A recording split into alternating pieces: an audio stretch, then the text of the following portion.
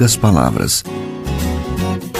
Um olhar sobre o mundo, a vida e a sociedade, à luz da Palavra de Deus, com Augustus Nicodemos. Estamos começando agora mais uma edição do nosso programa Em Poucas Palavras, um programa da Primeira Igreja Presbiteriana de Goiânia, apresentado por mim, Natsan Matias, e o nosso comentarista está aqui, pastor Augustus Nicodemos. Como vai, pastor? Natsan, tudo bem, graças a Deus. Quero saudar também os nossos ouvintes, agradecer a sua audiência e dizer que sempre é uma alegria estar aqui gravando esses programas. A gente fica muito feliz quando recebe resposta dos que nos ouvem. Muitos elogiam, muitos mais fazem perguntas, Exato. dão sugestões, não é? Então, graças a Deus por esse ministério. Graças a Deus por você que nos ouve, que nos dá apoio e que é a razão de ser desse programa. Amém. Então vamos lá ao tema do programa de hoje. Talvez uma das mais difíceis tarefas do ser humano seja perdoar as ofensas recebidas. Não é uma tarefa muito fácil, especialmente por conta do orgulho e da altivez, perdoar, aceitar um pedido de perdão, etc.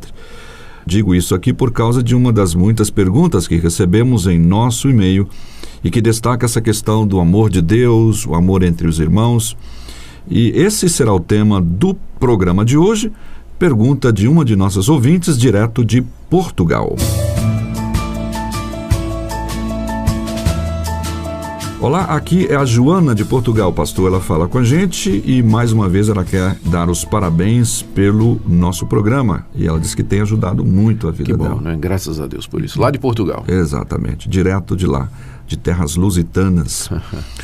Hoje eu queria colocar a seguinte questão: o que Tiago e Pedro querem dizer com o amor cobre multidão de pecados? Ela cita Tiago 5, 19 e 20, abre aspas, se algum dentre vós tem se desviado da verdade e alguém o converter, saiba que aquele que fizer converter o erro do seu caminho um pecador, salvará da morte uma alma e cobrirá uma multidão de pecados. E cita lá, primeira epístola de Pedro, capítulo 4, versículos 7 e 8, que diz: e já está próximo o fim de todas as coisas, portanto, sede sóbrios e vigiai em oração, mas, sobretudo, tende ardente amor uns para com os outros, porque o amor cobre multidão de pecados. Está aí a pergunta, e ela quer, então, entender essa relação sobre amor, perdão. Certo. Precisamos, viu, Joana, em primeiro lugar, fazer uma distinção aqui entre o que Tiago está dizendo e o que Pedro está dizendo.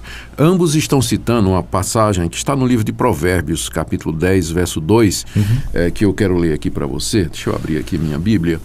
Está aqui, Provérbios, capítulo 12, diz assim: o ódio excita contendas, mas o amor cobre todas as transgressões. Então, lá no livro de Provérbios, está dizendo isso, não é? Que a pessoa que odeia, a pessoa que age com raiva, com mágoa, ela excita contendas, ela vai provocar o ânimo belicoso, vai provocar reação contrária da outra pessoa, vai começar uma briga, né? Por assim dizer.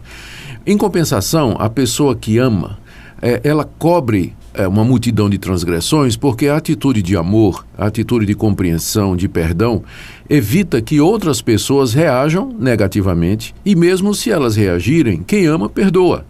Então, o amor cobre transgressões nesse sentido, não é?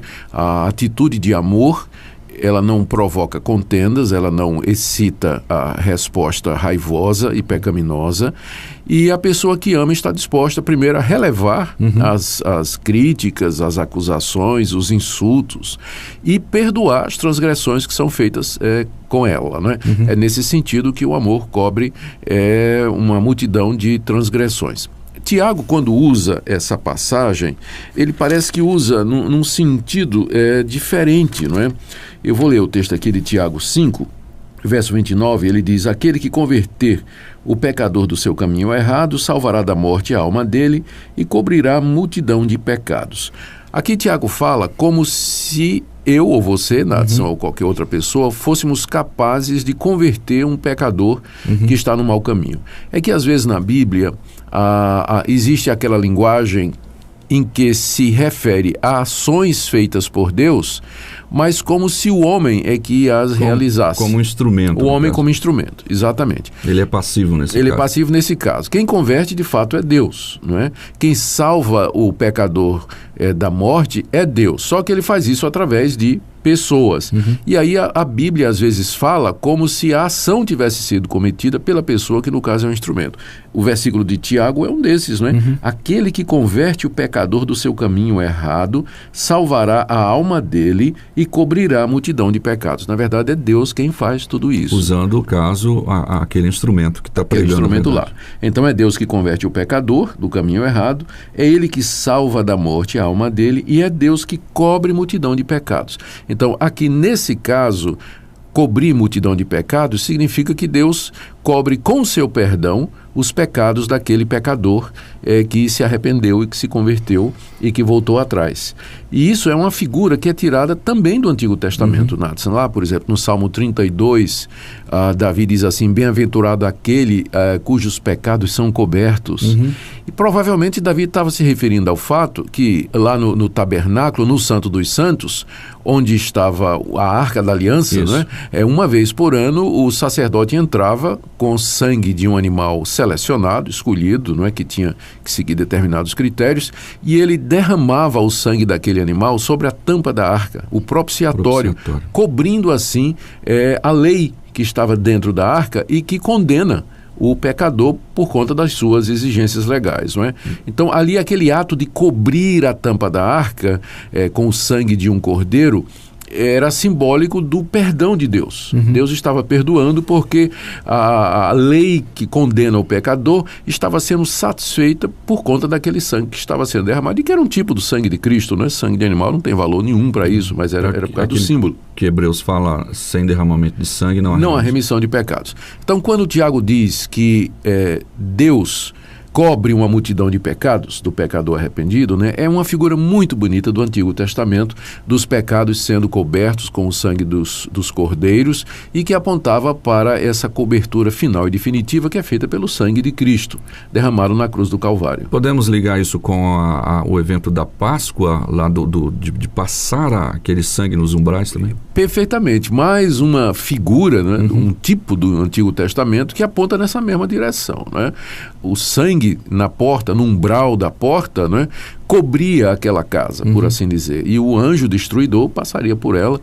E é mais uma figura bonita disso aqui. E esse sangue apontando sempre para Cristo. Sem dúvida. Para um preço. Há um trilho de sangue, uma trilha de sangue no Antigo Testamento que vai até a cruz do Calvário. Então, é nesse sentido que Tiago usa a expressão de cobrir uma multidão de pecados. Deus perdoando e cobrindo as transgressões por meio do sangue de Cristo. Mas Pedro usa em outro sentido, né? Deixa eu ler aqui a passagem de Pedro. Está aqui. 1 de Pedro, capítulo 4, a partir do verso 8. Acima de tudo, porém, tende amor intenso uns para com os outros, porque o amor cobre multidão de pecados. Aqui nesse caso, Pedro está dizendo aquilo que eu falei no início do programa, que quando nós tratamos as pessoas com amor, nós acabamos cobrindo uma multidão de pecados daquela pessoa. Isso de várias maneiras. Significa que a gente perdoa, que a gente não leva em consideração, que a gente releva e que a gente, pela atitude de amor, evita que a pessoa cometa pecados, né? Como está lá no livro de Provérbios. Enquanto que o ódio excita contenda, o amor cobre uma multidão de pecados. Pastor Augustus, e talvez o entendimento equivocado aqui, me parece que por conta dessa... Vamos pensar nessa época de impunidades que nós estamos vivendo no Brasil, dá-se a impressão de que talvez a pessoa entenda, não, o amor cobre multidão de pecados, ou seja, ele abafa o caso, né? Faz vista grossa. Faz vista grossa. Quando na verdade o texto está dizendo que tem um preço, alguém pagou para que esse pecado fosse coberto. Exatamente. O amor cobre uma multidão de transgressões e de pecado, não no sentido de que faz vista grossa, porque então isso não é amor. O amor verdadeiro, ele confronta, ele age e procede com justiça. Paulo descreve isso muito bem na primeira carta aos Coríntios, capítulo 13, quando ele fala das qualidades do amor. Ele diz que o amor não se regozija com a injustiça, mas se regozija com a verdade. É verdade. Então, quem de fato ama não vai fazer vista grossa para a transgressão do seu irmão, não é? Mas vai tratar com compaixão e misericórdia. Vai dizer para a pessoa, olha, seu procedimento não está de acordo com a lei de Deus, mas há perdão, a remissão dos seus pecados, se houver arrependimento, confissão e entrega a Deus, não é? Então, esse é o amor verdadeiro. Agora, é um falso amor aquele que faz de conta que a pessoa amada não tem erros que precisam ser corrigidos, porque na verdade, se você está vendo a pessoa que você ama em erro, ela está cometendo um pecado, e você não trata, não diz, não expõe, não denuncia no sentido de a própria pessoa, né, para tentar resolver, isso não é amor. Você está deixando aquela pessoa continuar no pecado e a pessoa vai se afundando cada vez mais e depois as consequências chegarão. Você poderia ter evitado isso se no início você tivesse ajudado aquela pessoa. Precisa ter coragem. O amor tem que ter coragem para fazer o que é certo. É como uma criança, né, que ela comete erros e os pais têm a obrigação, por amor, de corrigir, exatamente. Disciplinar. Perdoa, mas tem que corrigir. Isso aí. Perfeito. Tá certo. Então tá aí o recado para a Joana, lá de Portugal, ela que mandou essa pergunta aí para nós. Isso aí, Joana. Espero que a explicação tenha sido útil para você. Tá bom. Ela tem muitas outras perguntas. Ela participa bastante, manda e-mail aqui pra gente e em momento oportuno a gente traz outras perguntas aí. Eu tô indo para Portugal, né? É mesmo? Estou agora no dia 5 de abril, de 5 a 8 de abril, conferência Fiel lá em Portugal. Que bênção. Mas não vai de teco-teco não, né? Não vou de teco-teco não, vai de jatinho. Isso. De jatinho também não, que eu posso ser preso. Eu vou de jato comercial. Falando de teco-teco, porque eu tive uma aventura com o Reverendo Augustus aí lá para Unai, né? Fomos de teco-teco. Do irmão Jacó, lá da primeira igreja. Isso aí. Pois é.